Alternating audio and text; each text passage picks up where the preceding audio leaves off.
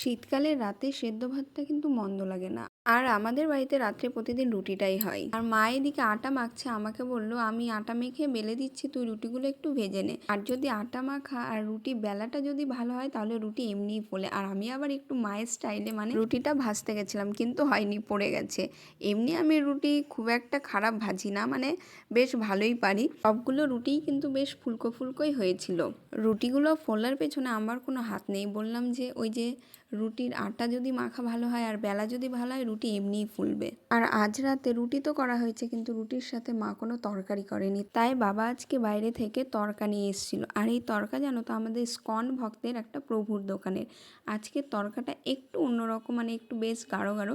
আর আজকে মনে হচ্ছে একটু বেশিই দিয়েছে, অন্যদিন এর থেকে একটু পাতলা থাকে। আর রুটির সাথে যদি তড়কা থাকে তাহলে আমি একটা রুটির জায়গায় দুটো রুটি বেশিই খেয়ে নিই। আমাদের বাড়িতে যেহেতু 3 জন মানুষ, তাই 1 প্লেটই তড়কা আনা হয়েছিল।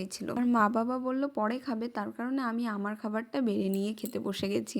আর সত্যি বলতে তড়কা খেতে আমি খুব ভালোবাসি। আর এই বাড়িতে যখনই আমি আসি বেশিরভাগ রাতেই কিন্তু আমি রুটি দিয়ে তড়কাটাই খাই। তো আজকের মতো এখানেই শেষ করছি, দেখা হচ্ছে পরের ভিডিও।